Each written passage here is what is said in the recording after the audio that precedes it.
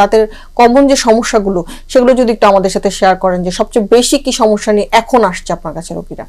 আসলে একটা সমস্যা তো আছে, সবসময় আসে, যেটা আমরা সবাই জানি, ফ্যামিলির অনেকেই এটা দিয়ে সাফার করছে, যেমন দাঁতে গর্ত বা দাঁতে ক্যারিজ বলি আমরা, যেটা এটি খুব কমন।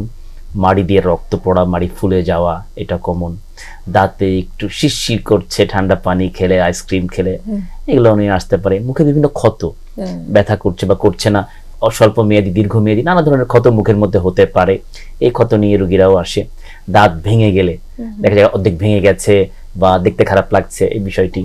এলোমেলো দাঁত, ইদানিং খুব বেশি মানুষের কনসাস, যে আঁকা বাঁকা ফাঁকা উঁচু নিচু দাঁত, এগুলো ঠিক করার জন্যও রোগীরা আমাদের কাছে আসছে। এর পাশাপাশি মুখের মধ্যে নানা রোগ হয়, যেমন মুখ কারোর শুকিয়ে যায়, কারোর বেশি লালা আসে, কারোর মুখ হা করতে গেলে এখানে জয়েন্টের ব্যথা করে হা করতে পারে না, এর সংখ্যা কিন্তু ইদানিং বেশ বাড়ছে দেখি আমরা।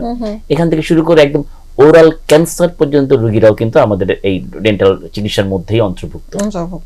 এই জায়গাটাতে আবার আসবো, তার আগে একজন দর্শক আছে, আমরা ফোনটি নিচ্ছি। জি হ্যালো দর্শক, আপনার নাম বলে প্রশ্নটি করুন। আসসালামু আলাইকুম। ওয়ালাইকুম আসসালাম। আমি তানভীর বলছিলাম এলিফ্যান্ট রোড থেকে। জি আমরা শুনতে পাচ্ছি দর্শক, আপনার প্রশ্নটি করুন। আমার প্রশ্নটা হলো দাঁত বিষয়ে, যে দাঁত বাচ্চারা যে দাঁত অনেক সময় দেখা যায় যে এলোমেলো থাকে আর উছালো থাকে, তো এগুলো কত বছর বয়সে ক্লিপিং করা যায়, ম্যাক্সিমাম বয়সটা কত, আর অথবা এর আগে করতে হয় এরকম কোনো লিমিটেশন আছে কিনা? হ্যাঁ, আপনার প্রশ্নটা গুরুত্বপূর্ণ প্রশ্ন। তার আগে একটি কথা বলে দেই যে বাংলাদেশে এই এলোমেলো দাঁতের যে চিকিৎসা ব্যবস্থা এখন, এটা খুব সফল চিকিৎসা।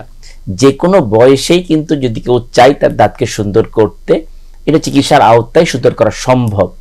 তবে আপনি যে গুরুত্বপূর্ণ কোশ্চেনটি করেছেন, কখন থেকে চিকিৎসা শুরু করলে ভালো, আসলে দেখেন বাচ্চাদের যেই দুধ দাঁতগুলি রয়ে যায়, সেগুলো কিন্তু দেখা যায় 10 থেকে 11 বছরের মধ্যেই সব পড়ে যে কোনো স্থায়ী দাঁত রিপ্লেস হয়ে চলে আসে।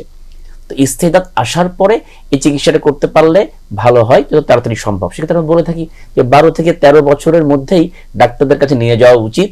ডাক্তার সেই রোগীর দাঁতের অবস্থান কতটুকু এলোমেলো হয়ে আছে সেটার উপর নির্ভর করে আপনাকে বলে দেন যে কখন থেকে চিকিৎসাটি শুরু করা উচিত। তবে যদি মনে করেন যে বাচ্চাদের দাঁত এলোমেলো, 13 বছরের মধ্যে চিকিৎসকের পরামর্শটা নেওয়াটা জরুরি।